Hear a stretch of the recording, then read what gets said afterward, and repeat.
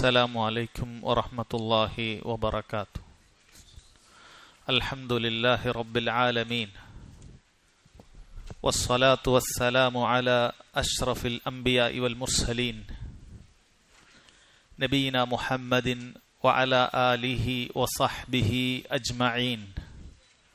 أما بعد ബഹുമാന്യരായ സഹോദരങ്ങളെ, സഹോദരിമാരെ, പ്രിയപ്പെട്ട വിദ്യാർത്ഥിനികളെ,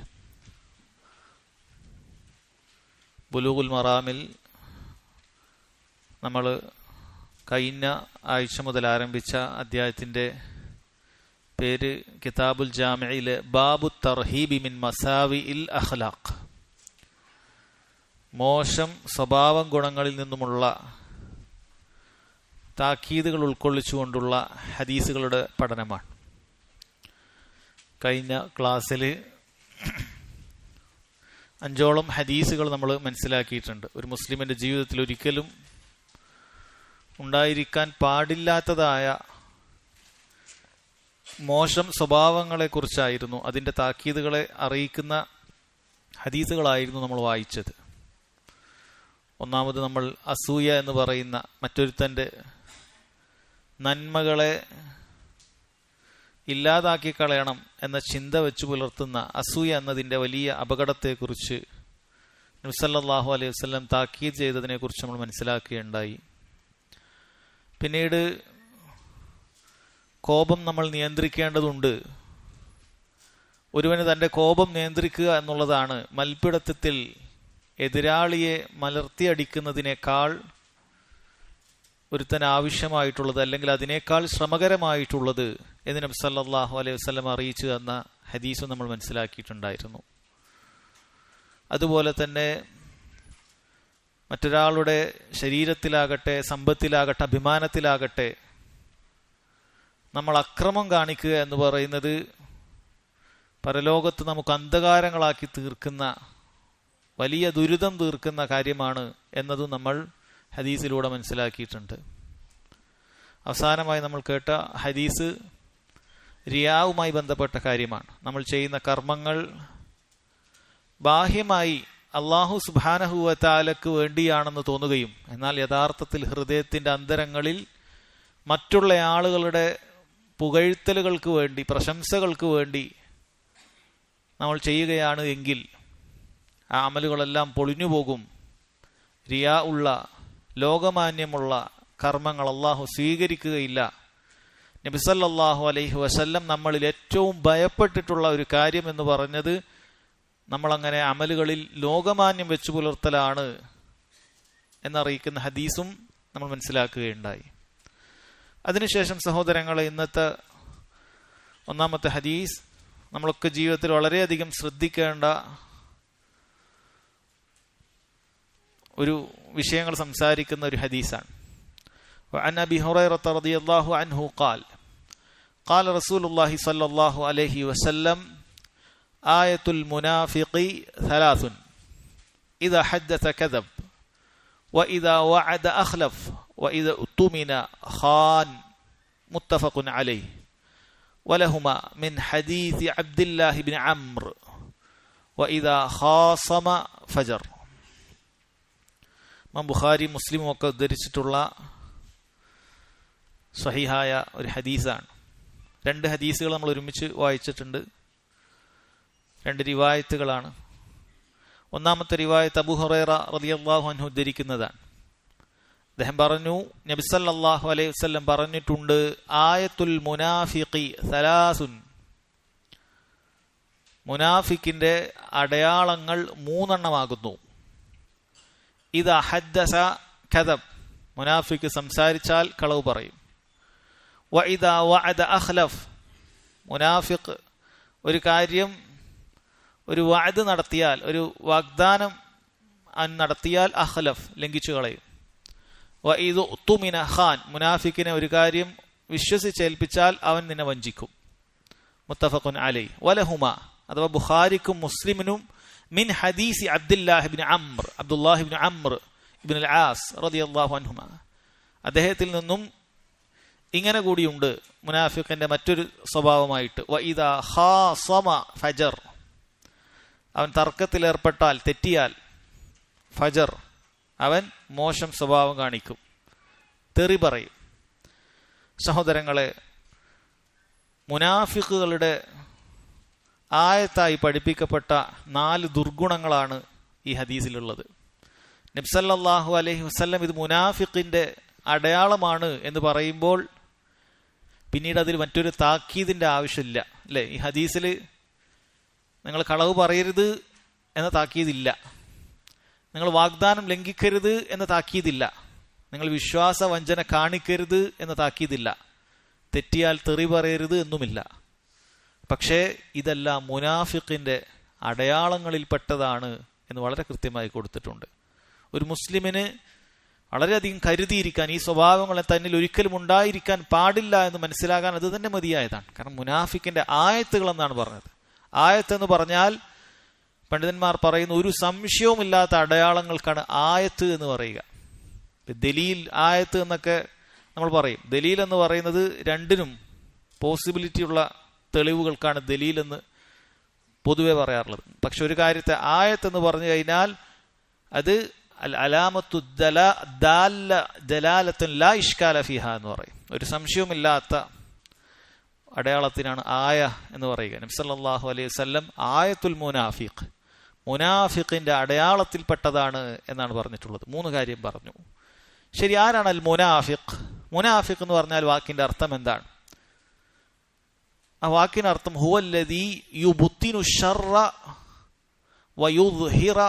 വയുദ്ഹിറുൽ ഖൈർ. ഷർറ് അവൻ ബാത്തിനാക്കി വെക്കും, ഉള്ളിൽ വെക്കും, ഖൈർ പ്രകടമാക്കുകയും ചെയ്യും. അഥവാ ഒരു മുനാഫിഖിനെ നമുക്ക് ബാഹ്യമായ അവന്റെ പെരുമാറ്റത്തിലോ നടപ്പിലോ രൂപത്തിലോ ഒന്നും മനസ്സിലാക്കാൻ സാധിക്കുകയില്ല. എന്നാൽ അവന്റെ ഷർറ് ഉള്ളിലുണ്ട് താനും. ഈ പറയുന്ന സന്ദർഭങ്ങളിലൊക്കെ നിനക്ക് മുനാഫിഖിനെ മനസ്സിലാക്കാനും പറ്റുമെന്നാണ് പറയുന്നത്. അതാണ് മുനാഫിഖിന്റെ സ്വഭാവം. ഹുവല്ലദീ യുബ്തിനു ശർറ വയുദ്ഹിറുൽ ഖൈർ. ഷർറിനെ അനൊതുക്കി ഉള്ളിൽ വെക്കും, എന്നിട്ട് ബാഹ്യമായി നല്ല രൂപം അവൻ പ്രകടിപ്പിക്കും.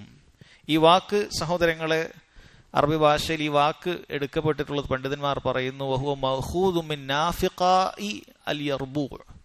യർബൂ' എന്ന് പറഞ്ഞിട്ട് ഒരു ജീവിയുണ്ട്, മരുഭൂമികളിൽ കാണപ്പെടുന്ന ഒരു ജീവിയാണ്. അത് ഇംഗ്ലീഷിൽ ജർബോ എന്നൊക്കെയാണ് പറയുന്നത് എന്ന് തോന്നുന്നു. മലയാളത്തിൽ അതിനൊരു അർത്ഥം എനിക്ക് കിട്ടിയിട്ടില്ല. യർബൂ' എന്ന് പറയുന്ന ഒരു ജീവിയുണ്ട്. ആ ജീവിയുടെ രൂപം നിങ്ങൾക്ക് മനസ്സിലാകണമെങ്കിൽ നിങ്ങൾ കങ്കാരു എന്ന് പറഞ്ഞാൽ നിങ്ങൾക്ക് അറിയാം.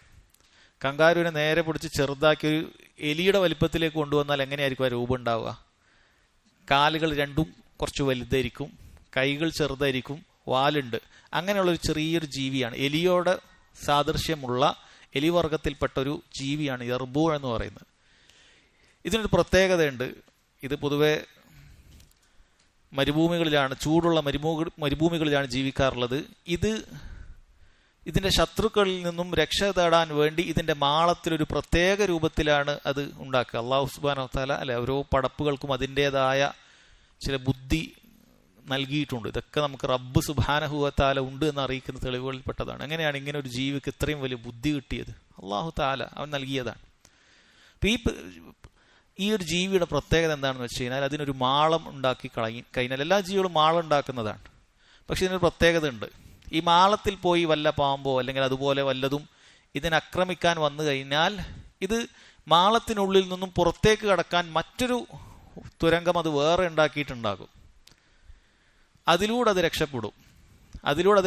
അത് ഇതിന് പോകാൻ മാത്രമാണ്. ആ തുരങ്കം അവൻ ഉണ്ടാക്കിയിട്ട് ഭൂമിയുടെ പ്രതലത്തിൽ അവൻ പൂർണ്ണമായി തുരങ്കം ഉണ്ടാക്കൂല. അങ്ങനെയാണെങ്കിൽ മനസ്സിലാവുമല്ലോ, പുറത്തുനിന്ന് 2 മാളം കാണുമല്ലോ. ഏതിലൂടെ വന്നാലും അവൻ പറിച്ച് അവൻ തുരന്നിട്ട് അവസാനം ഭൂമിയുടെ പ്രതലത്തിൽ ചെറിയൊരു ലെയർ ബാക്കി വെക്കും. അത് ഈ ശത്രുക്കൾ ഇതിലൂടെ വന്നാൽ രക്ഷപ്പെടുമ്പോൾ മാത്രം പൊളിച്ചിട്ട് അത് പുറത്തേക്ക് അവൻ പോവുകയുള്ളൂ. ഇതാണ് ഈ ജീവിയുടെ ഒരു പ്രത്യേകത. അൽ യർബൂ' എന്ന് പറയുന്ന ജീവിയുടെ പ്രത്യേകത അതാണ്. അപ്പം അതിൻ്റെ ഈ തുരങ്കം എങ്ങനെയാണ്? മുനാഫിഖിന് ഇതുമായി എന്താണ് ബന്ധമുള്ളത്? സഹോദരങ്ങളെ, മുനാഫിഖിന്റെ സ്വഭാവം എന്ന് പറഞ്ഞാൽ അങ്ങനെയാണ്. അവൻ മുസ്ലിമീങ്ങളുടെ മുന്നിൽ വന്നു കഴിഞ്ഞാൽ മുസ്ലിമീങ്ങളോട് ഞാൻ നിങ്ങളുടെ കൂടെയുണ്ട് എന്ന് പറയുന്ന രൂപത്തിലുണ്ടാകും. എന്നാൽ ഇവന് കുഫറിലേക്ക് മറ്റൊരു തുരങ്കമുണ്ട്. അവൻ ആവശ്യം വന്നാൽ ആ തുരങ്കത്തിലൂടെ കുഫറിന്റെ മാർഗത്തിലേക്ക് അവൻ രക്ഷപ്പെടുകയും ചെയ്യും. അല്ലാഹു സുബ്ഹാനഹു വ തആല സൂറത്തുൽ ബഖറയിൽ അതിന്റെ ആദ്യത്തിൽ മുഅ്മിനീങ്ങളെ കുറിച്ച് പറഞ്ഞിട്ടുണ്ട്, കാഫിറുകളെ കുറിച്ച് പറഞ്ഞിട്ടുണ്ട്. പിന്നീട് ഒരുപാട് ആയത്തുകളിൽ ഏറ്റവും കൂടുതൽ താക്കീത് ചെയ്തത് മുനാഫിക്കുകളെ കുറിച്ചിട്ടാണ്. സൂറത്തുൽ ബഖറ നിങ്ങൾ അതിന്റെ ആദ്യത്തെ ആയത്തുകൾ വായിക്കണം, 3 പേജുകൾ നിങ്ങളൊന്ന് വായിച്ചു നോക്കുക. അതിൽ മുനാഫിക്കുകളെ കുറിച്ചിട്ടാണ് പിന്നീട് ധാരാളം താക്കീതുകൾ ഉള്ളത്. അല്ലാഹു തആല പറഞ്ഞു, വഇദാ ലഖുല്ലദീന ആമനു, മുനാഫിക്കുകൾ അവർ വിശ്വാസികളെ കണ്ടുമുട്ടിയാൽ ഖാലു ആമന്ന, അവർ പറയും ഞങ്ങൾ വിശ്വസിച്ചിട്ടുണ്ട്. വഇദാ ഖലൗ ഇലാ ശയാത്തീനിഹിം, അവരുടെ പിശാചുക്കളായ കൂട്ടാളികളോടൊപ്പമായാൽ, തനിച്ചായാൽ, വഇദാ ഖലൗ അവരോടൊപ്പം തനിച്ചായാൽ ഖാലു ഇന്ന മഅക്കും ഇന്നമാ നഹ്നു മുസ്തഹസിഊൻ, ഞങ്ങൾ നിങ്ങളോടൊപ്പം തന്നെയാണ്, ഞങ്ങൾ മുസ്ലിമീങ്ങളുടെ കൂടെ കൂടിയിട്ട് വെറുതെ അവരെ പരിഹസിക്കാനാണ്, അവരെ വഞ്ചിക്കാനും പരിഹസിക്കാനും ഒപ്പം കൂടിയതാണ്, ഞങ്ങൾ ശരിക്കും നിങ്ങളുടെ കൂടെയാണ് എന്ന് മുനാഫിക്കുകൾ പറയും. അല്ലാഹു തആല നമുക്ക് കൃത്യമായി അറിയിച്ചു തരികയാണ്. അപ്പൊ സഹോദരങ്ങളെ, അവന് 2 വാതിലുകൾ ഉള്ളതുപോലെയാണ്. ഈമാനിന്റെ ഒരു വാതിൽ അവന് ഇപ്പുറത്തുണ്ടാവും, കുഫറിന്റെ ഒരു വാതിൽ പുറകിലുണ്ടാവും. മുഅ്മിനീങ്ങൾ വരുമ്പോൾ ഈമാനിന്റെ വാതിലിലൂടെ അവൻ പുഞ്ചിരിക്കും.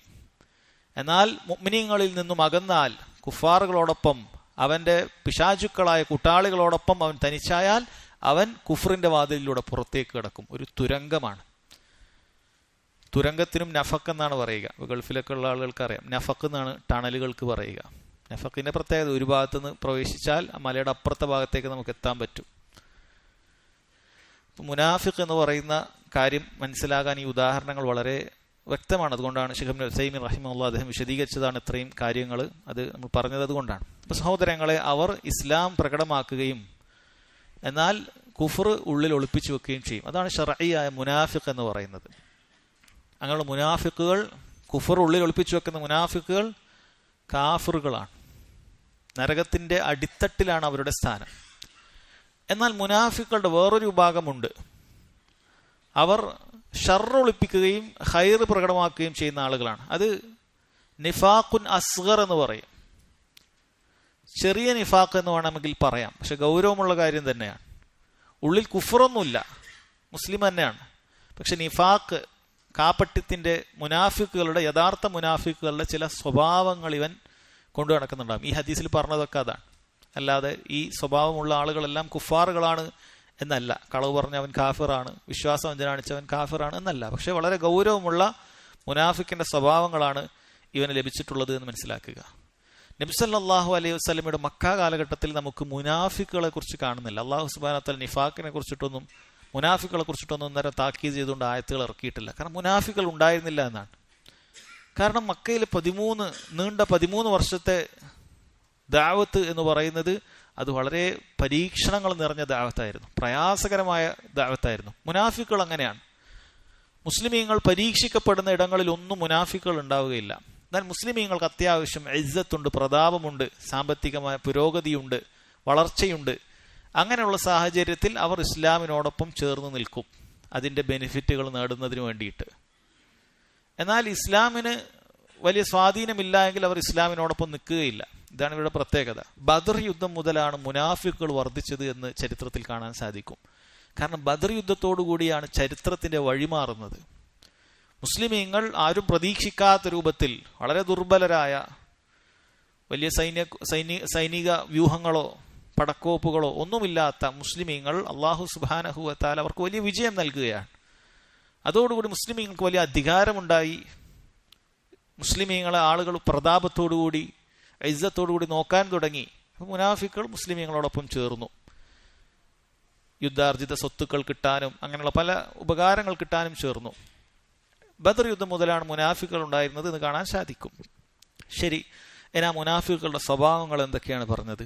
നമ്മൾ കരുതിയിരിക്കേണ്ട, ഒരിക്കലും നമ്മളിൽ ഉണ്ടാകാൻ പാടില്ലാത്തതായ ആ സ്വഭാവങ്ങൾ എന്തൊക്കെയാണ്? 1, ഇദാ ഹദ്ദസ കദബ്. ഇദാ ഹദ്ദസ, അവൻ സംസാരിച്ചാൽ, കദബ്, ഹദ്ദസ എന്ന് പറഞ്ഞാൽ സംസാരിച്ചു എന്നാണ്. ഇദാ ഹദ്ദസ, സംസാരിച്ചാൽ, കദബ്, അവൻ കളവ് പറയും. കദബ എന്ന് പറഞ്ഞാൽ കളവ് എന്നാണ് അർത്ഥം. സംഭവിച്ച ഒരു കാര്യമാണ് എങ്കിൽ അത് തെറ്റായ രൂപത്തിലുള്ള വിവരണം നൽകും. ഇങ്ങനെയാണ് സംഭവം, തെറ്റായിട്ടായിരിക്കും പറയുക. സംഭവിക്കാൻ പോകുന്ന ഒരു കാര്യമാണ് എങ്കിൽ ഞാൻ നാളെ അങ്ങനെ ആയിരിക്കും ചെയ്യുക, ഇങ്ങനെയായിരിക്കും ചെയ്യുക എന്ന് പറയുന്നത് അവൻ ഉദ്ദേശിക്കുന്നതിന് വിരുദ്ധമായിട്ടുള്ള വാക്കുകളായിരിക്കും അവൻ പറയുക. ഇതെല്ലാം കെദബ്, കളവ് എന്നുള്ളതിൽ പെടുന്നതാണ്.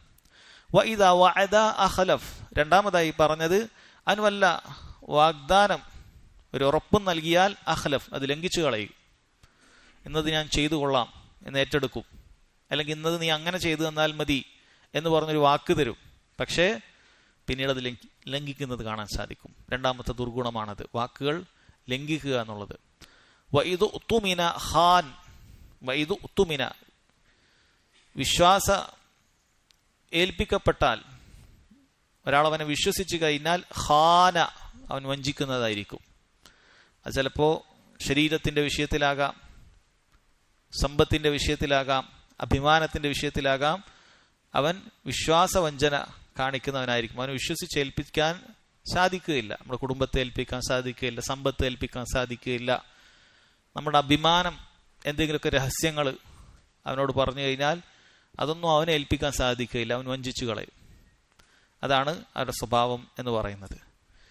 സഹോദരങ്ങളെ, ഖുർആനിൽ അല്ലാഹു സുബ്ഹാനഹു വ തആല മുശ്രിക്കുകളുടെ സ്വഭാവമായിട്ട് പറഞ്ഞിട്ടുണ്ട്. വഇൻ യുരീദൂന ഖിയാനതക, ഓ നബിയെ താങ്കളെ അവർ വഞ്ചിക്കാൻ ഉദ്ദേശിക്കുന്നു. ഫഖദ് ഖാനുല്ലാഹ മിൻ ഖബൽ, മുമ്പ് അവർ അല്ലാഹു സുബ്ഹാനഹു വ തആലയും വഞ്ചിച്ചു കളഞ്ഞിട്ടുണ്ട് എന്ന് പറഞ്ഞാൽ അല്ലാഹു തആലയെ അവർ കബളിപ്പിച്ചു എന്നുള്ളതല്ല അർത്ഥം.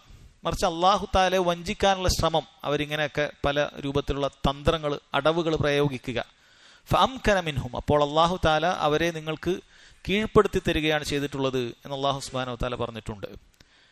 അപ്പോൾ മുശ്രിക്കുകളുടെ സ്വഭാവമായിട്ടാണ് ഖിയാന എന്നുള്ളത് അല്ലാഹു സുബ്ഹാനഹു വ തആല പരിചയപ്പെടുത്തിയത്. മുനാഫിഖുകളുടെയും സ്വഭാവമാണ് ഖിയാനത്ത്, വഞ്ചന എന്ന് പറയുന്നത്. നാലാമത്തെ കാര്യമായി പറഞ്ഞത് ഇദാ ഖാസമ ഫജർ, എന്തെങ്കിലുമൊക്കെ വിഷയത്തിൽ പറഞ്ഞ് തെറ്റിയാൽ ഫജർ, ഉടനെ അവൻ മോശം സ്വഭാവങ്ങൾ, തെറിവാക്കുകൾ, തെറിപ്രയോഗങ്ങൾ, ഇതൊക്കെ അവൻ നടത്തുന്നതായിരിക്കും. ഏറ്റവും മോശപ്പെട്ട രീതിയിലേക്ക് അവന്റെ സ്വഭാവങ്ങൾ ഉടനെ മാറുന്നത് കാണാൻ സാധിക്കും. എന്തെങ്കിലുമൊക്കെ വിഷയത്തിൽ അവനുമായ അഭിപ്രായ വ്യത്യാസത്തിലായാൽ അതിങ്ങോട്ട് പുറത്തു വരും. ഇതൊക്കെ മുനാഫിക്കുകളുടെ സ്വഭാവമാണ് എന്നാണ്. മിൻ ഫവായിദി ഹാദൽ ഹദീസ്, ഈ ഹദീസിലുള്ള ഫായിദകൾ: ഒന്ന്, അത്തഹ്ദീറു മിൻ ഹാദിഹിൽ കദിബ് ഫിൽ ഹദീസ്, ഹദീസിൽ കളവിനെ വളരെയധികം താക്കീത് ചെയ്തുകൊണ്ട് പറഞ്ഞിട്ടുണ്ട്. കാരണം മുനാഫിക്കുകളുടെ അലാമത്താണ് എന്ന് പറഞ്ഞാൽ അത് അതിനേക്കാളും വലിയ താക്കീതില്ല. നിങ്ങൾ കളവ് പറയരുത് എന്ന് പറയുന്നതിനേക്കാളും ഗൗരവമുള്ള കാര്യമാണ്. ഇത് മുനാഫിക്കിന്റെ സ്വഭാവമാണ് എന്ന് പറഞ്ഞാൽ അത് കളവാണ്. ഇപ്പൊ ഹദീസിന്റെ ലാഹിർ നമുക്ക് എടുത്തു നോക്കിയാൽ ഏത് രൂപത്തിലുള്ള കളവുകളും, എന്ത് രൂപത്തിലുള്ള കളവുകളാണ് എങ്കിലും അത് പാടില്ല എന്ന് തന്നെയാണ്, ബാത്തിലാണ് എന്ന് തന്നെയാണ്. കളവ് ഇന്ന സമയത്ത് പറ്റും, ഇന്ന സമയത്ത് പറ്റില്ല, അങ്ങനെയില്ല. കളവുകൾ മുഴുവനും ബാത്തിലാണ്, പാടില്ല എന്ന് തന്നെയാണ് ഈ ഹദീസിൽ അത് വരുന്നത്. അത് എന്തെങ്കിലുമൊക്കെ തർക്ക വിഷയത്തിൽ, സ്വത്ത് തർക്കത്തിലോ എന്തെങ്കിലുമൊക്കെ വിഷയത്തിൽ തർക്കമുണ്ടാകുമ്പോൾ അപ്പോൾ കളവ് പറയാൻ അത് പാടില്ല. അവൻ അവകാശപ്പെടാത്ത കാര്യം ഇത് എൻ്റെതാണെന്ന് പറയുക കളവാണ്. അല്ലെങ്കിൽ അവൻ എന്തെങ്കിലുമൊക്കെ അവകാശം കൊടുക്കാനുണ്ടാകുമ്പോൾ അതിനെ നിഷേധിച്ച് കളയുക, ഇത് നിൻ്റെതല്ല, ഇതൊക്കെ കളവാണ്. ഇനി അതിൽ പെടുന്ന കാര്യമാണ് സഹോദരങ്ങൾ, പലരും ശ്രദ്ധിക്കാതെ പോകുന്ന ഒരു കളവുണ്ട്. തമാശക്ക് വേണ്ടി ആളുകൾ കളവ് പറയും, മറ്റുള്ളവരെ ചിരിപ്പിക്കുന്നതിന് വേണ്ടിയിട്ട്. മറ്റുള്ളവരെ ചിരിപ്പിക്കുന്നതിന് വേണ്ടിയിട്ട് ഇവൻ സ്വയം ബലിയാടാകുന്ന അവസ്ഥയാണ്. ആളുകൾ ചിരിക്കും, അവനുള്ളതാണെന്ന് വിചാരിച്ച് ചിലപ്പോൾ ചിരിക്കും, പക്ഷെ ഇവൻ വലിയ തെറ്റാണ് ചെയ്യുന്നത്. നബി സല്ലല്ലാഹു അലൈഹി വസല്ലം താക്കീത് ചെയ്തിട്ടുണ്ട്, വൈലുൻ, ഒരുവന് നാശം, ലിമൻ ഹദ്ദസ ഫകദിബ്, അവൻ സംസാരിക്കുമ്പോൾ കളവ് പറയും, ലിയുദ്ഹിക ബിഹിൽ ഖൗം വൈലുൽ ലഹു സുമ്മ വൈലുൽ ലഹു, ജനങ്ങളെ ചിരിപ്പിക്കുന്നതിന് വേണ്ടിയിട്ട് അവൻ സംസാരിക്കുമ്പോൾ കുറച്ച് കളവുകളൊക്കെ അതിൽ മസാലകൾ ആഡ് ചെയ്യും, ആളുകളെ ചിരിപ്പിക്കുന്നതിന് വേണ്ടിയിട്ടാണ്. നബി സല്ലല്ലാഹു അലൈഹി വസല്ലം അവർക്ക് വൈലുണ്ട്, നാശമുണ്ട് എന്നാണ്. വൈല് എന്ന് പറഞ്ഞാൽ നരകത്തിലൊരു താഴ്വരയാണ് എന്നും ഹദീസിൽ കാണാൻ സാധിക്കും. അവർക്ക് നരകമുണ്ട്, കളവ് പറയുന്നത് നരകത്തിലേക്ക് പ്രവേശിക്കാനുള്ള കാരണത്തിൽപ്പെട്ടതാണ്, വൻ പാപത്തിൽപ്പെട്ടതാണ് എന്ന് കാണാൻ സാധിക്കും. അല്ല, നമ്മുടെ നാട്ടിലൊക്കെ അതിനായി ഒരു ദിവസം ആളുകൾ നിശ്ചയിച്ചിട്ടുണ്ട്. ഏപ്രിൽ ഫൂൾ എന്ന് പറഞ്ഞ ഏപ്രിലൊക്കെ ആയാൽ അതിന് ഒന്നാമത്തെ ദിവസം അത് കളവ് പറയാമെന്നാണ്. ഒരാളോട് എന്തെങ്കിലുമൊക്കെ വിളിച്ചിട്ട് അയാളെ വഞ്ചിക്കുക. ഇനി പല രൂപത്തിലെ കളവുകൾക്ക് ഇന്ന് പേരുകൾ, പ്രാങ്ക് എന്നൊക്കെ ആളുകൾ പറയും. അത് എല്ലാം കളവുകളാണ്.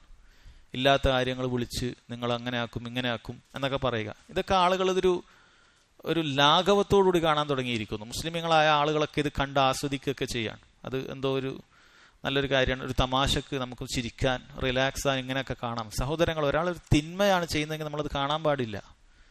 അത് ആ നിലക്കും തെറ്റാണ്. ഇങ്ങനെയുള്ള ഈ പ്രാങ്ക് വീഡിയോസ് എന്നൊക്കെ പറഞ്ഞ് വരുന്ന കാര്യങ്ങൾ സഹോദരങ്ങളെ, അത് തെറ്റായ കാര്യങ്ങളാണ്. ആളുകളെ പറ്റിക്കുക, അങ്ങനെയുള്ള എന്തെങ്കിലുമൊക്കെ ചെയ്തിട്ട് അത് ചെയ്യാൻ പാടില്ലാത്ത കാര്യമാണ്. അങ്ങനെ ഒരിക്കലും അത് ചെയ്യാൻ പാടില്ല. കാരണം കളവ് പറയുക അത് ഏത് രൂപത്തിലാണ് എങ്കിലും നബി സല്ലല്ലാഹു അലൈഹി വസല്ലം ഇത്രയധികം ഗൗരവത്തിൽ താക്കീത് ചെയ്തിട്ടുള്ള കാര്യമാണ് എന്ന് മനസ്സിലാക്കുക. ഒരു രൂപത്തിലുള്ള കളവുകളും സഹോദരങ്ങളും നമ്മൾ ചെയ്യാൻ പാടില്ല.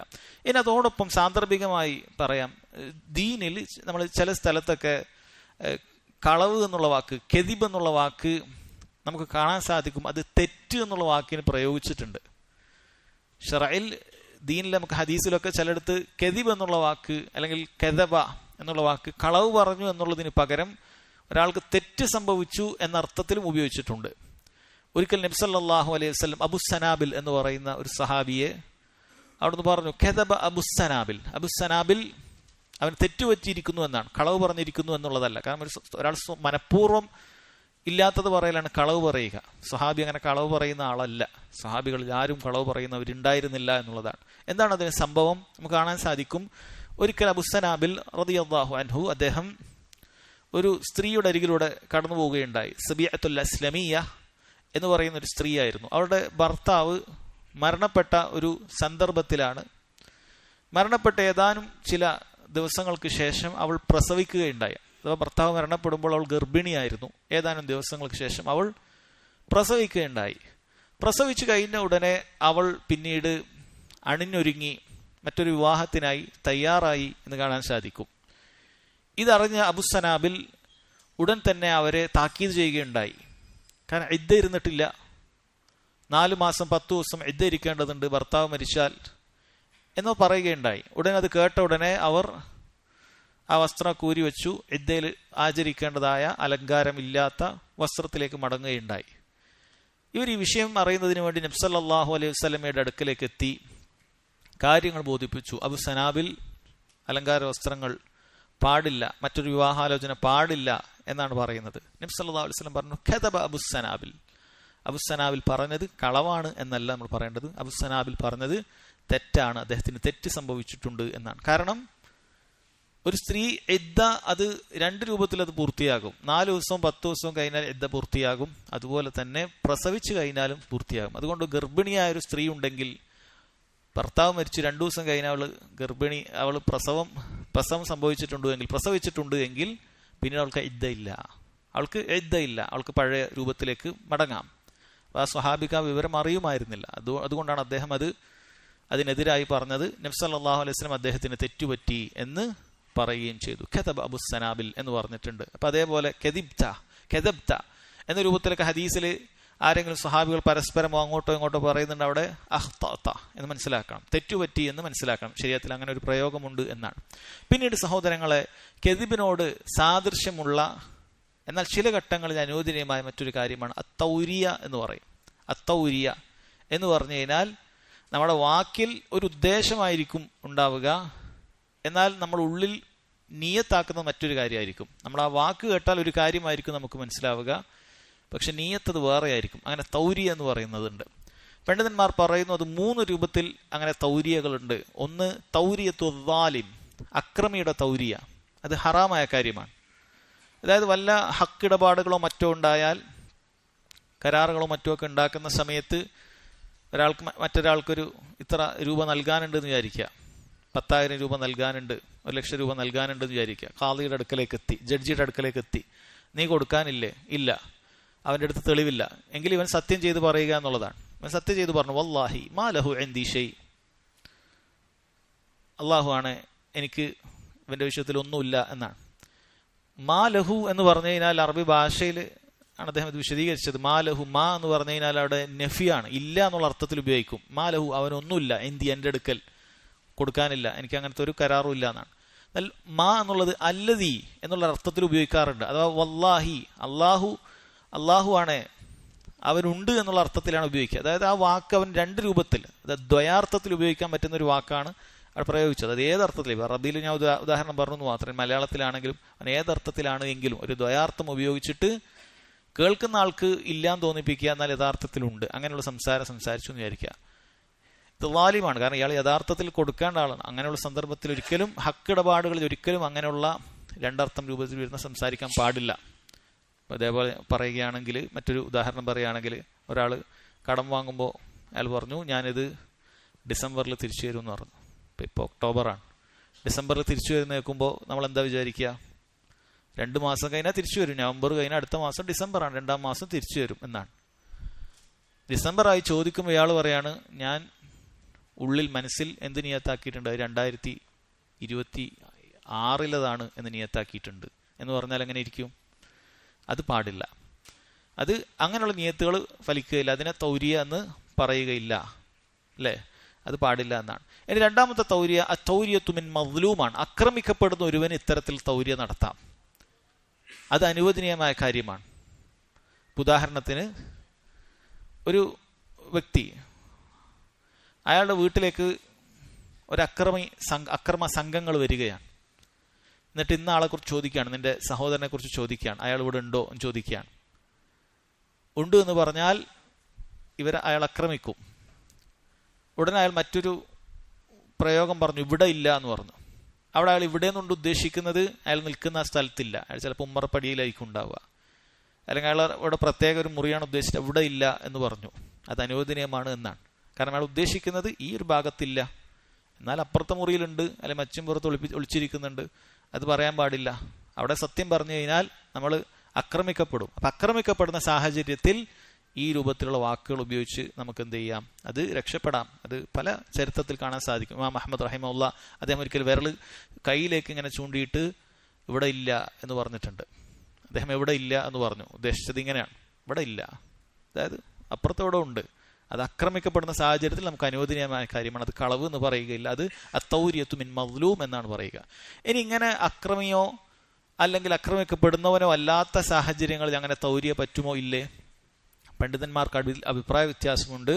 അവർ പറഞ്ഞു ഏറ്റവും ശരിയായത് പാടില്ല എന്നുള്ളതാണ്. കാരണം നമ്മൾ അങ്ങനെ എല്ലാത്തിനും ഇങ്ങനെ ദ്വയാർത്ഥത്തിൽ പ്രയോഗിച്ചു കഴിഞ്ഞാൽ എന്ത് ചെയ്യും? അത് ആളുകൾ നമ്മൾ കള്ളം പറയുന്ന ആളാണ് എന്ന് നമ്മൾ മുദ്ര കുത്തപ്പെടാൻ സാധ്യതയുണ്ട്. അതുകൊണ്ട് അത് ചെയ്യാൻ പാടില്ല എന്നാണ് ശൈഖുൽ ഇസ്ലാം ഇബ്നു തൈമിയ റഹിമഹുല്ലാഹ് അദ്ദേഹം പറഞ്ഞു, അന്നഹു ലാ തജൂസു തൗരിയതു ഇല്ലാ ലിമദ്ലൂം ഫഖത്ത് ഫഅമ്മ ളാലിം വമൻ ലൈസ ബിളാലിം വലാ മദ്ലൂം ഫലാ. മദ്ലൂമിന് മാത്രമേ ഈ തൗരിയത്തിന്റെ ആക്രമിക്കപ്പെട്ടവന് മാത്രമേ ഈ തൗരിയത്ത് പാടുള്ളൂ. ആക്രമിക്കുന്നതായാലും പാടില്ല, അല്ലെങ്കിൽ അക്രമിയോ ആക്രമിക്കപ്പെടുന്നവനാകാത്ത സാധാരണ സാഹചര്യത്തിലും പാടില്ല. എന്നാൽ ചില പണ്ഡിതന്മാർ പറഞ്ഞു പ്രത്യേക മസ്ലഹത്ത് ഉണ്ടെങ്കിൽ അത്തരത്തിൽ തൗരിയത്ത് ഉപയോഗിക്കാമെന്നാണ്.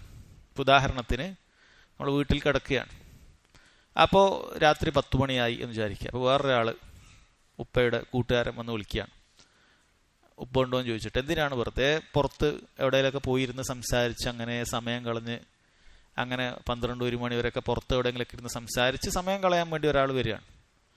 അയാളെ കൂടെ പോയാൽ തിരിച്ചു വന്നാൽ ചിലപ്പോൾ നമ്മൾ രാവിലെ ഫജറിനൊന്നും എഴുന്നേൽക്കൂല, അല്ലെങ്കിൽ തഹജ്ജുദ് നിസ്കരിക്കുന്ന ആൾക്ക് അതൊന്നും കിട്ടൂല, ആ രൂപത്തിൽ ആയിപ്പോവും. അപ്പോൾ മകനോട് പറയാണ്, അയാളോട് പറയും വാപ്പ കടന്നു എന്ന് പറഞ്ഞേക്ക് എന്ന് പറയാം. വാപ്പ കടന്നിട്ട് തന്നെയാണ് ഉള്ളത്, ഉറങ്ങിയിട്ടില്ല. പക്ഷെ കിടന്നു എന്നുള്ള വാക്കിന് എന്തൊരു അർത്ഥമുണ്ട്? ഉറങ്ങി എന്നുള്ളൊരു അർത്ഥമുണ്ട്. അത് അനുവദനീയമാണ് എന്നാണ്. അങ്ങനെയുള്ള മസ്ലഹത്തിന് അനുവദനീയമാണ്. അങ്ങനെയുള്ള മസ്ലഹത്തിന് വേണ്ടി അത് അനുവദനീയമാണ്. അതല്ലാതെ സാധാരണ ഒരു മസ്ലഹത്തും ഇല്ലാതെ എല്ലാത്തിനും നമ്മൾ ഈ ദ്വയാർത്ഥം ഉപയോഗിച്ച് കഴിഞ്ഞാൽ അത് ആളുകൾ നമ്മളെ കളവാക്കും. അയാൾ ഇങ്ങനെ പറഞ്ഞാൽ നോക്കണം കേട്ടോ, അയാൾ വേറെ ഉദ്ദേശിക്കും എന്ന രൂപത്തിൽ നമ്മളൊരു സംശയിക്കപ്പെടുന്ന ആളുകളായി തീരും. അങ്ങനെ ചെയ്യേണ്ടതില്ല. അപ്പം അത് അനുവദനീയമായ കാര്യമാണ്. ഇനി ചില സമയത്ത് വാഗ്വാദങ്ങളൊക്കെ നടത്തുന്ന സമയത്ത് എതിരാളിയുടെ ആ വാദത്തിൻ്റെ ബലഹീനതയൊക്കെ ബോധ്യപ്പെടുത്തുന്നതിന് വേണ്ടി അങ്ങനെയുള്ള ചില സംസാരങ്ങളും അനുവദനീയമാണ് എന്ന് പണ്ഡിതന്മാർ പറഞ്ഞിട്ടുണ്ട്. ഇബ്രാഹിം അലൈഹി സ്വലാത്തു വസ്സലാം അദ്ദേഹം വിഗ്രഹങ്ങളെ തച്ചോടിച്ചതിന് ശേഷം ആരാണിത് ചെയ്തത് എന്ന് ചോദിച്ചപ്പോൾ ഈ വിഗ്രഹങ്ങൾക്കൊരു ഉപകാരമോ ഉപദ്രവമോ ചെയ്യാൻ സാധിക്കുകയില്ല എന്നവരെ ബോധ്യപ്പെടുത്തുന്നതിന് വേണ്ടി പറഞ്ഞു, ബൽ ഫഅലഹു കബീറുഹും ഹാദാ. ഒന്നിനെ അദ്ദേഹം ബാക്കി വെച്ചിട്ടുണ്ടായിരുന്നു, ഒരു വലുതിന്. ഇതാണ് ചെയ്തത്. അതിന്റെ മേലെ കോടാലി തൂക്കിയിട്ട് കൊടുത്തിട്ടുണ്ടായിരുന്നു. ഈ ചെറുതിനൊക്കെ തച്ചുടച്ചത് ഇതാണ്. എന്തിനു വേണ്ടിയിട്ടായിരുന്നു?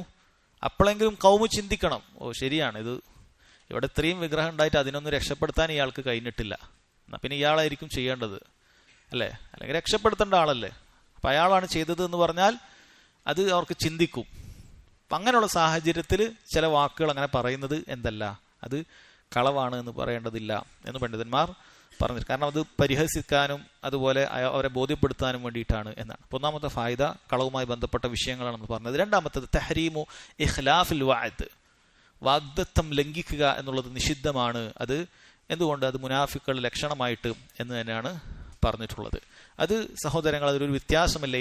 ആ വാഗ്ദത്തം നമ്മൾ ലംഘിക്കുക വഴി മറ്റൊരാൾക്ക് ഉപദ്രവം ഉണ്ടാക്കുന്നതാകട്ടെ അല്ലാത്തതാകട്ടെ ഒരു രൂപത്തിലുള്ള വാഗ്ദത്തവും നമ്മൾ ലംഘിക്കാൻ പാടില്ല എന്നുള്ളത് തന്നെയാണ്. ഉദാഹരണത്തിന് അതിൽപ്പെട്ടതാണ്, നമ്മളൊരാൾക്ക് കടം കൊടുത്തു, എന്നിട്ട് നമ്മൾ പറഞ്ഞു നീ ഒരു അടുത്ത വർഷം തന്നാൽ മതി, 12 മാസത്തിന് ശേഷം തന്നാൽ മതി.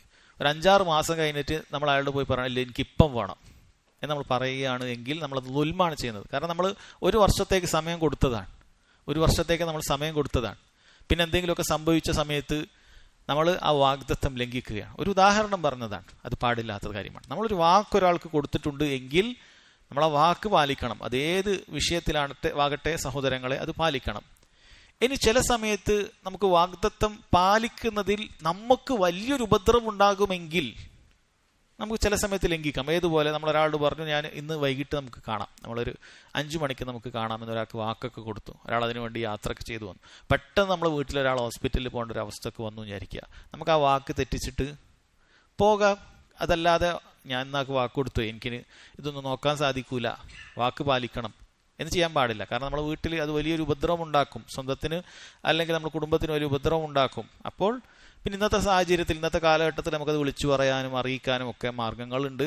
അങ്ങനെയുള്ള സമയത്ത് നമുക്ക് ആ വാഗ്ദത്തം ഒരു നല്ല കാര്യത്തിന് വേണ്ടി ലംഘിക്കാവുന്നതാണ്. അതല്ല എങ്കിൽ നമ്മൾ ലംഘിക്കാൻ പാടില്ല എന്നുള്ളതാണ്. നമ്മൾ ഏത് കാര്യമാകട്ടെ, മറ്റുള്ളവർക്ക് ഉപദ്രവം ഉണ്ടാക്കുന്ന, നമ്മൾ ആദ്യത്തെ ഉദാഹരണത്തിൽ പറഞ്ഞതുപോലെ, കടം വാങ്ങിയതിൻ്റെ വിഷയത്തിൽ പറഞ്ഞതുപോലെയുള്ളതാകട്ടെ, ഇനി അതല്ല നമ്മൾ വെറുതെ ഒരാളോട് ഒരു കാര്യത്തിന് നമ്മൾ ഏറ്റെടുത്ത് പറഞ്ഞതാകട്ടെ, ശരിക്കും പാലിക്കണം. മുസ്ലിമീങ്ങളുടെ ഒരു ഗുണമായി അത് അറിയപ്പെടണം. നമ്മൾ വാക്ക് പറഞ്ഞാൽ പാലിക്കണം. പല ആളുകളും ആ സ്വഭാവം വളരെ ലാഘവത്തോടു കൂടിയാണ്. പല വാക്കുകളും ഏറ്റെടുക്കുകയും പറയുകയൊക്കെ ചെയ്യും, പക്ഷെ പിന്നീട് അത് മറന്നു കളയും. വളരെ ലാഘവത്തിൽ നിസ്സാരവൽക്കരിച്ച് അത് പാഴാക്കി കളയും അവൻ്റെ വാക്കുകൾ. അത് പാടില്ല, മനസ്സിലാക്കുക. അത് മുനാഫിക്കുള്ള സ്വഭാവമാണ്. ഗൗരവം ഉണ്ടായിരിക്കണം. നമ്മൾ ഏറ്റെടുക്കുന്ന വാക്കുകൾ അത് ഗൗരവം ഉണ്ടായിരിക്കണം. 3 തഹ്രീമുൽ ഖിയാന, വഞ്ചന പാടില്ല എന്ന് നബി സല്ലല്ലാഹു അലൈഹി വസല്ലം പറഞ്ഞിട്ടുണ്ട്. നമ്മളൊരാൾ വിശ്വസിച്ചേൽപ്പിച്ചു കഴിഞ്ഞാൽ, അത് ഏത് കാര്യമാകട്ടെ അല്ലേ, ഒരാൾ എന്ത് കാര്യം, ഒരു കുടുംബത്തിനെ വിശ്വസിച്ചേൽപ്പിച്ചു, അതല്ലെങ്കിൽ സമ്പത്ത് വിശ്വസിച്ചേൽപ്പിച്ചു, അല്ലെങ്കിൽ അയാളുടെ അഭിമാനം വിശ്വസിച്ചേൽപ്പിച്ചു, സഹോദരങ്ങളെ അതെല്ലാം തന്നെ നമ്മൾ എന്ത് ചെയ്യണം, അത് വിശ്വാസപൂർവം അത് പാലിക്കണം. വഞ്ചന കാണിക്കാൻ പാടില്ല എന്നുള്ളതാണ്. ഇപ്പോൾ ഒരാൾ നമ്മളോടൊരു കാര്യം സംസാരിക്കുകയാണ്, ഇത് ഞാൻ നിങ്ങൾ അറിഞ്ഞാൽ മതി എന്ന് പറഞ്ഞ് നമ്മളോടൊരു കാര്യം സംസാരിച്ചു കഴിഞ്ഞാൽ അത് നമ്മൾ മറ്റൊരാളോട് പറയാൻ പാടില്ല. അത് വിശ്വാസവഞ്ചനയാണ്. പണ്ഡിതന്മാർ പറയുന്നു, ഒരാളിനി അങ്ങനെ ഞാനും നീയും തമ്മിൽ അറിഞ്ഞാൽ മതി എന്ന് പറയണ്ട. സംസാരിക്കുന്ന സമയത്ത് ചുറ്റുഭാഗത്തും ഇങ്ങനെ തിരിഞ്ഞു നോക്കിയിട്ടുണ്ടെന്ന് വിചാരിക്കുക. എങ്കിൽ തന്നെ ഞാൻ മനസ്സിലാക്കിക്കൊള്ളുക, ഇയാൾ മൂന്നാമത് ഒരാൾ അറിയാൻ ഉദ്ദേശിക്കുന്നില്ല. അതല്ലാതെ പിന്നീട് അയാൾ അങ്ങനെ നിങ്ങളങ്ങനെ ആരോടും പറയണ്ടെന്നൊന്നും പറഞ്ഞിട്ടില്ലല്ലോ. ഇല്ല, അയാൾ നിന്നെ മാറ്റി നിർത്തി പ്രത്യേകം ആരും കാണാതെ ഒരു കാര്യം പറയുന്നുണ്ട് എങ്കിൽ അത് നിന്നെ വിശ്വസിച്ച് പറഞ്ഞ കാര്യമാണ്. അത് മറ്റൊരാളോട് പറയാൻ പാടില്ലാത്ത കാര്യമാണ്. അത് പ്രത്യേകം ശ്രദ്ധിക്കുക. അത് വാക്കുകളിൽ ഉണ്ടാകുന്ന വിശ്വാസവഞ്ചനയാണ്. അപ്പം ഇത് നമ്മളെപ്പോഴും ശ്രദ്ധിക്കേണ്ട കാര്യമാണ്. ഏത് കാര്യത്തിലായി നമ്മളൊരു ജോലിക്കാരനെ വീട്ടിലേക്ക് എടുത്തു, പൊതുവെ ആ ജോലിക്ക് ഇന്ന കൂലിയാണ് കൊടുക്കുക എന്ന് വിചാരിക്കുക. പിന്നീട് അവസാന ശമ്പളം കൊടുക്കുമ്പോൾ നമ്മൾ പറഞ്ഞില്ല എന്ന കാര്യങ്ങളൊക്കെ ഉണ്ട്. അങ്ങനെ പല കാര്യങ്ങളൊക്കെ തെറ്റിച്ചിട്ട് എനിക്ക് ഇത്രേ തരാൻ പറ്റുകയുള്ളൂ. അത് വിശ്വാസവഞ്ചനയാണ്. കാരണം പൊതുവെ നാട്ടിൽ ഒരു നടപ്പിന്, ഇന്ന ഒരു ഓട്ടത്തിന് അല്ലെങ്കിൽ ഇന്ന ഒരു പണിക്ക് ഇത്രയാണ് എന്ന് പറഞ്ഞു കഴിഞ്ഞാൽ അറിയപ്പെട്ടാൽ അത് കൊടുക്കണം. അതല്ലെങ്കിൽ നമ്മൾ ആദ്യമേ അത് പറയണം, നമുക്ക് ഇത്രയാണ് തരാൻ പറ്റുകയുള്ളൂ എന്ന് പറയണം. അതല്ലെങ്കിൽ അങ്ങനെയുള്ള ഒരുപാട് മേഖലകളുണ്ട്. ഇത് ഉദാഹരണങ്ങൾ പറഞ്ഞാൽ തീരുന്നതല്ല. വിശ്വാസവഞ്ചന എന്ന് പറഞ്ഞാൽ വിശ്വസിച്ചിട്ട് ഒരാളൊരു കാര്യം ഏൽപ്പിച്ച, സമ്പത്താകട്ടെ അഭിമാനമാകട്ടെ, അതല്ല അയാളുടെ കുട്ടികളെയോ അല്ലെങ്കിൽ കുടുംബത്തെയോ ആകട്ടെ, ഏതുമാകട്ടെ, വിശ്വസിച്ച് നമ്മൾക്ക് ഏൽപ്പിച്ചു കഴിഞ്ഞാൽ സഹോദരങ്ങളെ അത് നമ്മൾ പാലിക്കേണ്ടതാണ് എന്ന് വളരെയധികം ഗൗരവത്തിൽ ശ്രദ്ധിക്കുക. ഇതൊക്കെ മുനാഫിക്കുകളുടെ സ്വഭാവത്തിൽപ്പെട്ടതാണ്. അത് നമ്മുടെ ജീവിതത്തിൽ ഇല്ലാതിരിക്കാൻ ശ്രദ്ധിക്കേണ്ട കാര്യമാണ്. അടുത്ത ഹദീസ്, അൻ ഇബ്നു മസ്ഊദ് റളിയല്ലാഹു അൻഹു ഖാൽ ഖാല റസൂലുള്ളാഹി സ്വല്ലല്ലാഹു അലൈഹി വസല്ലം സിബാബുൽ മുസ്ലിമി ഫുസൂഖുൻ വഖിതാലുഹു കുഫ്റുൻ. മുസ്ലിമിനെ ചീത്ത വിളിക്കുക എന്ന് പറയുന്നത് അധാർമികതയാണ്, ഫുസൂഖാണ്. വഖിതാലുഹു കുഫ്റുൻ, അവനെ കൊല്ലുക എന്നുള്ളത് കുഫ്റാണ്, മതനിഷേധമാണ് എന്നാണ് നബി സല്ലല്ലാഹു അലൈഹി വസല്ലം പറഞ്ഞിട്ടുള്ളത് എന്ന് കാണാൻ സാധിക്കും. ഇവിടെ ഒരു മുസ്ലിം മറ്റൊരു മുസ്ലിമിനെ ചീത്ത വിളിക്കുന്ന സ്വഭാവം, അത് ഏത് രൂപത്തിലുള്ള ചീത്ത വിളിക്കുന്നതാകട്ടെ, ഇത് നബി സല്ലല്ലാഹു അലൈഹി വസല്ലം ഒരു ഫാസിഖിന്റെ, തെമ്മാടിയുടെ സ്വഭാവമായിട്ടാണ് പറഞ്ഞത്. ഒരു തെമ്മാടിത്തരത്തിന്റെ അടയാളമാണ് ഒരാൾ ചീത്ത വിളിക്കുന്നവനാകുക എന്നുള്ളത്. ചീത്ത വിളിക്കാൻ പാടില്ല ഒരു ഘട്ടത്തിലും സഹോദരങ്ങളെ. ചീത്ത വിളിക്കുന്നവനാകാൻ നമ്മൾ പാടില്ല. ഇനി എന്തുകൊണ്ടാണ് അവൻ കൊന്നുകഴിഞ്ഞാൽ അവൻ കുഫ്റാണ് പ്രവർത്തിച്ചത് എന്ന് പറയാൻ കാരണം എന്താണ്? കാരണം അത് കാഫറുകളുടെ പ്രവൃത്തിയിൽപ്പെട്ടതാണ്. കാരണം ഒരു കാഫിറിന് മാത്രമേ മുസ്ലിമിനെ ആയുധമേന്തിയിട്ട് കൊല്ലാൻ തോന്നുകയുള്ളൂ, കാഫിറുകൾക്കാണ്. അതൊരു മുസ്ലിമിന് ഒരിക്കലും ഉണ്ടാകാൻ പാടില്ല. നബി സല്ലല്ലാഹു അലൈഹി വസല്ലം പറഞ്ഞല്ലോ, മൻ ഹമല അലൈന സിലാഹ് ഫലൈസ മിന്ന. ആരെങ്കിലും മുസ്ലിമീങ്ങൾക്ക് നേരെ വാളേന്തിയാൽ, ആയുധമേന്തിയാൽ അവൻ നമ്മിൽപ്പെട്ടവനല്ല എന്ന് പറഞ്ഞിട്ടുണ്ട്. കാരണം അത് കാഫിറുകളുടെ സ്വഭാവത്തിൽപ്പെട്ടതാണ് എന്നുള്ളത് കൊണ്ടാണ്. ഈ ഹദീസിലെ ഫായിദകൾ: ഒന്ന്, ഇഹ്തിറാമു ഇർളുൽ മുസ്ലിം ഉജൂബൻ, മുസ്ലിമിന്റെ അഭിമാനം സംരക്ഷിക്കുക എന്നുള്ളത് വാജിബാണ്. കാരണം അവന് ചീത്ത വിളിക്കാൻ പാടില്ല എന്ന് പറയുന്നു. മറ്റൊരാളെ ചീത്ത വിളിച്ചു കഴിഞ്ഞാൽ അത് അവന്റെ അഭിമാനത്തെ കളങ്കപ്പെടുത്തലാണ്. കാരണം ആളുകൾ തീരെ സഹിക്കാൻ പറ്റാത്തൊരു കാര്യമാണ് ചീത്ത വിളിക്കുക എന്ന് പറയുന്നത്. അഭിമാനം വ്രണപ്പെട്ടു പോകും. അത് പ്രത്യേകിച്ചും ആളുകൾക്കിടയിലാകുമ്പോൾ അതിന്റെ ഗൗരവം കൂടും, ചീത്ത വിളിക്കുക എന്നുള്ളത്. എന്നാൽ നമുക്ക് ചീത്ത വിളിക്കാൻ ശറയിൽ അനുവാദമുള്ള ചില സന്ദർഭങ്ങളുണ്ട്. പ്രോത്സാഹിപ്പിക്കുന്നൊന്നുമില്ല, നിനക്ക് അനുവാദമുണ്ട്, ജായിസാണ്. എപ്പോഴാണ്? നിന്നെ ഒരാൾ ചീത്ത വിളിച്ചാൽ തത്തുല്യമായ ചീത്ത നിനക്ക് അങ്ങോട്ട് വിളിക്കാൻ അനുവാദമുണ്ട്. വഇൻ ആഖബതും ഫആഖിബു ബിമിസ്ലി മാ ഉഖിബ്തും ബിഹി. അവർ നിന്നോട് ഏറ്റുമുട്ടിയാൽ, നിന്നെ ഉപദ്രവിച്ചാൽ തിരിച്ച് അതേപോലെ നിനക്ക് ഉപദ്രവിക്കാൻ അനുവാദമുണ്ട്, അവിടെ വലിയ ഫസാദുകളില്ലെങ്കിൽ. അതുപോലെ നബി സല്ലല്ലാഹു അലൈഹി വസല്ലം പറഞ്ഞല്ലോ, അൽ മുതസാബാൻ മാ ഖാല ഫഅലൽ ബാദിഇ മിൻഹുമാ മാ ലം യഅ്തദിൽ മദ്ലൂം. രണ്ടാളുകൾ പരസ്പരം അങ്ങോട്ടും ഇങ്ങോട്ടും ചീത്ത വിളിച്ചു എങ്കിൽ ആ ചീത്ത വിളിച്ചതിന്റെ മുഴുവൻ കുറ്റവും ചീത്ത തുടങ്ങിയവനാണ്. ഒരു കാര്യം പ്രത്യേകം പറഞ്ഞു, മാലം യഅ്തദിൽ മദ്ലൂം, ചീത്ത വിളിക്കപ്പെട്ടവൻ, ആക്രമിക്കപ്പെട്ടവൻ, അവൻ പരിധി വിടാൻ പാടില്ല. അവൻ ഇങ്ങനെ ചീത്ത വിളിച്ചു, അപ്പൊ അതിനെക്കാട്ടും കൂട്ടി 2 ചീത്ത അങ്ങോട്ട് വിളിച്ചാൽ പരിധി വിട്ടു. അവൻ വിളിച്ച ചീത്തക്ക് തുല്യമായി തിരിച്ചു വിളിച്ചു കഴിഞ്ഞാൽ 2 ചീത്തന്റെയും കുറ്റം ഈ ഒന്നാമത് വിളിച്ചവനാണ് കിട്ടുക എന്ന് നബി സല്ലല്ലാഹു അലൈഹി വസല്ലം പറഞ്ഞിട്ടുണ്ട്. നബി സല്ലല്ലാഹു അലൈഹി വസല്ലം പറഞ്ഞിട്ടുള്ള കാര്യമാണത്. അത് നമുക്ക് പ്രോത്സാഹിപ്പിക്കുന്നില്ല. പക്ഷെ മനുഷ്യരാണ്, ചില സമയത്ത് ചീത്ത കേട്ട് കഴിഞ്ഞാൽ തിരിച്ച് അതേപോലെ പ്രതികരിക്കും. അപ്പം അങ്ങനെ പ്രതികരിക്കുകയാണെങ്കിൽ അവൻ പറഞ്ഞതിന് തുല്യമായിട്ട്, അതിനപ്പുറത്തേക്ക് പോയാൽ ഈ കാര്യമില്ല. അതേപോലെയാണെങ്കിൽ ഈ 2ന്റെ കുറ്റവും ഈ ആരംഭിച്ചവന് കിട്ടും എന്നാണ് നബി സല്ലല്ലാഹു അലൈഹി വസല്ലം പറഞ്ഞിട്ടുള്ളത്. അതുപോലെ പറഞ്ഞു, മുസ്ലിമിനെ കൊല്ലുക എന്നുള്ളത് കുഫ്റാണ് എന്ന് പറഞ്ഞിട്ടുണ്ട്. പക്ഷെ പ്രത്യേകം മനസ്സിലാക്കുക, ഇത്തരം ഹദീസുകളിൽ കുഫ്ർ എന്ന് പറയുന്നത് അത് അൽ മുഖ്രിജു മിനൽ മില്ല അല്ല, ദീനുൽ ഇസ്ലാമിൽ നിന്ന് പുറത്തു പോകുന്ന കുഫ്റല്ല. കാരണം ഇത്തരം ഹദീസുകൾ നമ്മൾ മനസ്സിലാക്കേണ്ടത് അത് ഖുർആനിലെയും ഹദീസിലെയും മറ്റു നസ്സുകളെയും കൂടി പരിഗണിച്ചിട്ടാണ്. ഖവാരിജികളായ ആളുകൾ, വൻപാപങ്ങൾ ചെയ്തു കഴിഞ്ഞാൽ കാഫിറാകുമെന്ന് പറയുന്ന ആളുകൾ ഇതുപോലെയുള്ള ഹദീസുകളെല്ലാം മനസ്സിലാക്കിയിട്ട് അതിന്റെ അർത്ഥം വെച്ചിട്ട് ഇത് ഒരാൾ മറ്റൊരാളെ കൊന്നാൽ കാഫിറായി എന്ന് പറയും. പക്ഷെ നമുക്ക് ശരീഅത്തിന്റെ നിയമങ്ങൾ, ഹുക്കുമുകൾ, അതിന് അന്തിമ തീരുമാനമാകുക മുഴുവൻ തെളിവുകളെയും ഒരുമിപ്പിച്ചുകൊണ്ടാണ്. അല്ലാഹു സുബ്ഹാനഹു വ തആല സൂറത്തുൽ ഹുജറാത്തിൽ പറഞ്ഞു, വഇൻ ത്വായിഫതാനി മിനൽ മുഅ്മിനീന ഇഖ്തതലൂ ഫഅസ്ലിഹു ബൈനഹുമാ. മുസ്ലിമീങ്ങളിൽപ്പെട്ട 2 വിഭാഗം പരസ്പരം പോരടിച്ചാൽ, യുദ്ധം ചെയ്താൽ, ഫഅസ്ലിഹു ബൈനഹുമാ ഫഇൻ ബഗത് ഇഹ്ദാഹുമാ അലൽ ഖുഖറ, ഒരു വിഭാഗം മറ്റൊരു വിഭാഗത്തോട് അതിക്രമം പ്രവർത്തിച്ചാൽ, ഫഖാതുലുല്ലതി തബ്ഗി ഹത്താ തഫിയ ഇലാ അംരില്ലാ. ആ അതിക്രമം പ്രവർത്തിച്ച ആളുകളോട് നിങ്ങൾ പരസ്പരം അയാളോട് മല്ലിട്ടിട്ട് അള്ളാഹുവിന്റെ കൽപ്പനയിലേക്ക് അവരെ കൊണ്ടുവരണം. ഫഇൻ ഫാഅത് ഫഅസ്ലിഹു ബൈനഹുമാ ബിൽ അദ്ലി ഫഅഖ്സിതു വഅഖ്സിതു ഇന്നല്ലാഹു യുഹിബ്ബുൽ മുഖ്സിതീൻ. നിങ്ങൾ അവർക്ക് പരസ്പരം രഞ്ജിപ്പുണ്ടാക്കാൻ വേണ്ടി പരിശ്രമിക്കണം. എന്നിട്ട് പറഞ്ഞു, ഇന്നമൽ മുഅ്മിനൂന ഇഖ്വ ഫഅസ്ലിഹു ബൈന അഖവൈക്കും. അല്ലാഹു സുബ്ഹാനഹു വ തആല പരസ്പരം ആയുധമേന്തിയ ആളുകളെ മുഅ്മിൻ എന്നാണ് പറഞ്ഞിട്ടുള്ളത്, വിശ്വാസി എന്നാണ് പറഞ്ഞിട്ടുള്ളത്. അവരെ അല്ലാഹു തആല വിശ്വാസികൾ എന്നാണ് പറഞ്ഞിട്ടുള്ളത്. ഇതിൽ നിന്ന് മനസ്സിലാക്കാം, ഒരാൾ മറ്റൊരാളെ കൊല്ലുകയോ കൊല്ലാൻ വേണ്ടി ശ്രമിക്കുകയോ ചെയ്താൽ വിശ്വാസി എന്ന് പറയുന്ന വൃത്തത്തിൽ നിന്നും അവൻ പുറത്തു പോവുകയില്ല. കൊലയാളി അവിശ്വാസിയല്ല. അത് മനസ്സിലാക്കുക. അതിന്റെ അർത്ഥം കൊലപാതകം എന്ന് പറയുന്ന തിന്മയെ കുറച്ചു കാണുക എന്നുള്ളതല്ല. പക്ഷെ ഖവാരിജികളുടെ വാദത്തിലേക്ക് നമ്മൾ പോകാൻ പാടില്ല. വൻപാപം ചെയ്ത വ്യക്തി, ശിർക്കോ കുഫ്രോ ചെയ്യാത്ത വ്യക്തികൾ എന്ത് വലിയ തിന്മ ചെയ്താലും ദീനുൽ ഇസ്ലാമിൽ നിന്ന് പുറത്തു പോവുകയില്ല എന്ന കാര്യം സഹോദരങ്ങളെ അത് പ്രത്യേകം മനസ്സിലാക്കുക. പക്ഷേ അതിന്റെ ഗൗരവം അറിയിക്കാനാണ് നബി സല്ലല്ലാഹു അലൈഹി വസല്ലം അത് കുഫ്റാണെന്ന് പറഞ്ഞത്. കാരണം അത് കാഫിറുകളുടെ സ്വഭാവമാണ്. ആയുധമേന്തി മുസ്ലിമീങ്ങൾ ഉപദ്രവിക്കുക എന്ന് പറയുന്നത് കാഫിറുകളുടെ സ്വഭാവമാണ് എന്ന് മനസ്സിലാക്കുക. ഇൻഷാ അല്ലാഹ് ഇതോടുകൂടി ഈ ഹദീസിന്റെ ഒരു ഫായദ കൂടി പറഞ്ഞ് നമുക്ക് അവസാനിപ്പിക്കാം. മുസ്ലിമിനെ ചീത്ത പറയുക എന്നുള്ളതും അവനെ കൊല്ലുക എന്നുള്ളതും അല്ലാഹു സുബ്ഹാനഹു വ തആല നിഷിദ്ധമാക്കിയ കാര്യമാണ്. ഈ 2 കാര്യങ്ങളും വളരെ ഗൗരവത്തിൽ സഹോദരങ്ങളെ മനസ്സിലാക്കുക. ഒരു മുസ്ലിമിന്റെ അഭിമാനവും അവന്റെ ശരീരവും അത് പിച്ച് ചീന്താതിരിക്കുക എന്നതിനുള്ള താക്കീതാണ് ഈ ഹദീസിലുള്ളത്. വഹാദ വല്ലാഹു തആല അഅലം വസല്ലല്ലാഹു അലാ നബീന മുഹമ്മദ് വഅലാ ആലിഹി വസഹ്ബിഹി വസല്ലം.